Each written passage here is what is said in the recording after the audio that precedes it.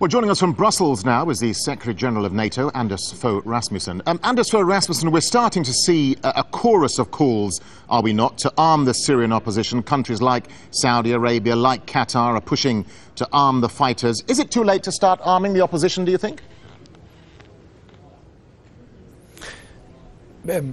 First of all, let me stress that the behavior of the Syrian regime is absolutely outrageous, and I urge the regime to stop attacking the civilian population immediately. The bloodshed we are witnessing should convince the UN Security Council that time has come to reach an agreement on how to put an end to the violence in Syria. And I think a regional solution to the problems is of utmost importance. So I commend the Arab League for its efforts to find a peaceful solution to the problems in Syria.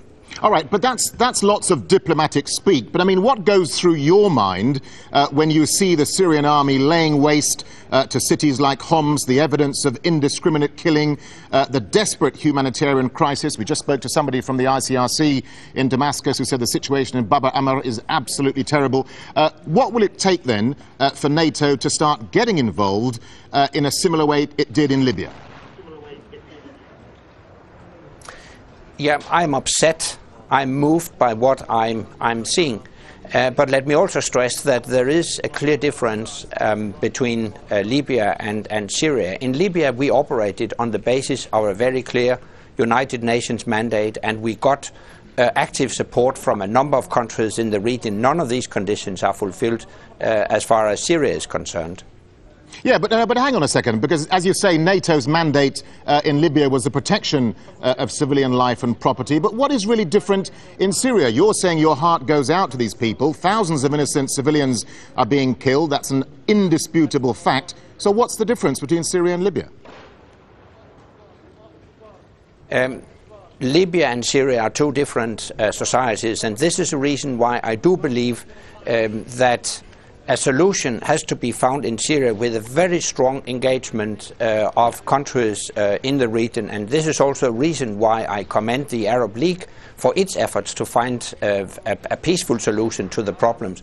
But the Arab League should be supported by the international community embodied in the United Nations Security Council, and this is a reason why I strongly regret that the Security Council can't find an agreement on how to put an end to the violence in Syria. All right, well, what about this rather interesting idea of a humanitarian corridor? I mean, this is an idea that the French have been mooting recently. Would NATO, for example, support helping civilians in this way? I mean, would you help secure such a corridor?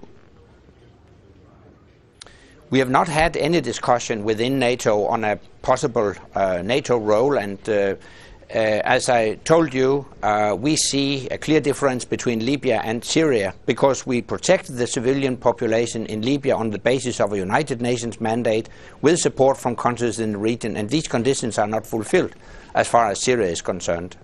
Let me ask you a final question. It's away from Syria, it's on Afghanistan, and talk about the issue of the burning of copies of the Quran in Afghanistan recently. The reaction to this, as you know, has been extraordinary, has it not? This incident is a public relations disaster for NATO. But let me ask you, Mr. Rasmussen, after all these years and after several incidents of the Quran being defaced, why is the NATO military not learning the lessons about these cultural and religious sensitivities?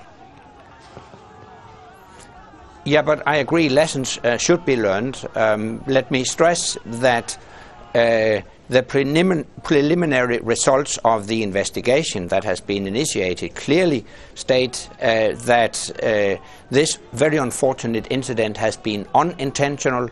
There has been no malicious intent, and necessary measures will be taken to avoid such incidents in the future. But let me also stress that what has happened will not change our strategy. We will continue to gradually hand over lead responsibility for the security to the Afghan security forces. All right, Anders Fogh Rasmussen, thank you for talking to Al Jazeera.